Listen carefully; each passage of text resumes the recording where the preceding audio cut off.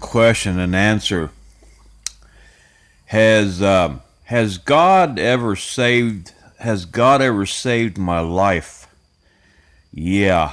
It said that He works in mysterious ways. When I was 11 years old, 1974, my dad bought me this real cool airplane. And it come with a plastic long barrel gun.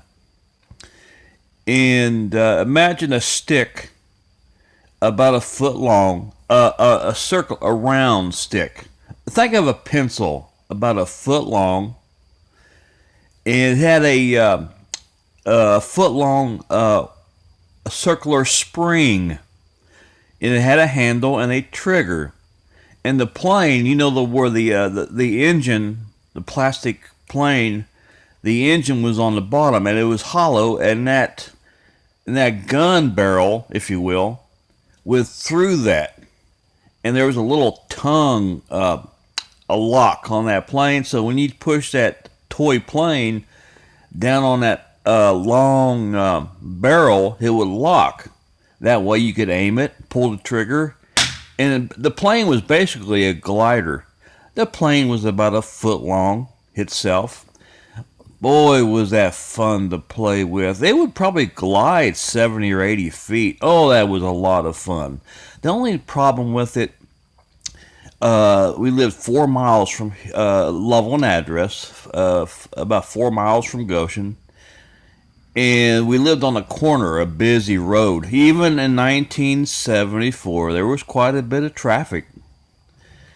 And I remember my dad telling me, if you get on that road, and I quote him, I'm going to bust your ass. Now, you got to remember, in 1974, the law was on my dad's side.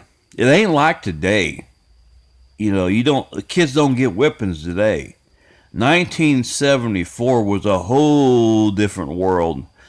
Back in those days, if I would have, done anything wrong, Dad busted my ass. And he did not spare the rod. Well, the Bible tells you do not spare the rod. And my dad did not. It's just the way it was when I was growing up.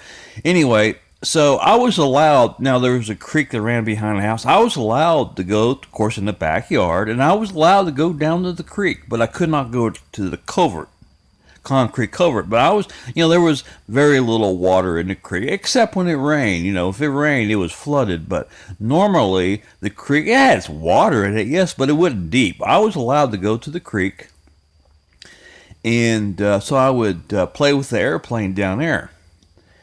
And so, if I'd ever got on that road, let's say that plane had landed on that road, I'd been hit, probably been hit and killed. Anyway, so I always stayed in the backyard. Well, I hadn't had a plane 2 or 3. Dad had just bought it for me.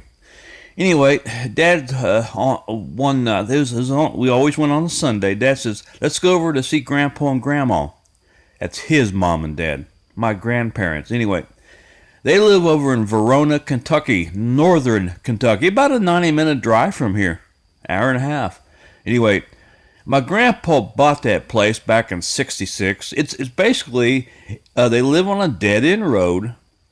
And years ago, the state, I guess, was going to put a bridge. Now, Interstate 71, which runs east and west, is in their backyard about 300 feet. So the state was going to build a bridge over that, and they never did. I'm assuming the state probably ran out of funds. Anyway, the dead end road goes up a hill. It's flat and it goes up. It's and their drive. There's 4 houses over there. My grandpa and grandma and all my aunts and uncles, and their driveways junctioned with that road. But I'm assuming when my grandpa bought it, he also got the possession, or he also owned that road. It was a county road, real road. But I'm assuming when my grandpa bought that property, then that road became his property. Anyway, we was allowed to be on that road. and it curved. So when you would pull into this dead end road, it went around to the left. Anyway, but we was not allowed to go into the woods. To the left was a real wooded area. But we was allowed, us kids, we was allowed on that road. Well, anyway, I got over there. I was playing with my gun, or playing with my plane, and I accidentally launched it, and it went into those woods. Oh, I cried for days. And anyway, Dad was in a hurry. We was getting ready to leave, and I accidentally launched it. What happened was I pulled the trigger by accident. Didn't mean to, and I happened I happened to have it pointed in the woods that way. Dad went to look for it, but we was in such a hurry to go home. He had to work the next day, you know. He looked 5 minutes and couldn't find it. Now, 12 years later, 1986, I'm 23 years old, and I go over there again. I hunt for an hour and a half in those woods. Never found that plane. Never. And yeah, 99.99% all my relatives, if they had found it, they would give it back to me. They really loved me as their nephew. They really loved me as a nephew. Yeah, I would have got it back if they'd found it. But it's only been 12 years, and I went back over there when I was 23 years old, 1986. I spent an hour and a half in them woods looking. Yeah, when I was 11 years old, I was too scared to go into the woods. Obviously, we go over to my grandpa's maybe once every month or twice a month. So I wouldn't, even in the next visit, I wouldn't allow, I was too scared to go in the woods anyway. But now, 12 years later, I'm 23 years old, and I'm walking in the woods, 1986, and I look for an hour and a half. Never. It would have still been there 12 years later. Oh, yeah. Real sturdy plane. And and to this day, 44 years later, I wonder if God had a hand in that. Letting us not find it because he knew I'd be killed over here in Ohio where we lived. I often wonder if God had a hand in that, because he knew I would probably got on the road back here in Loveland,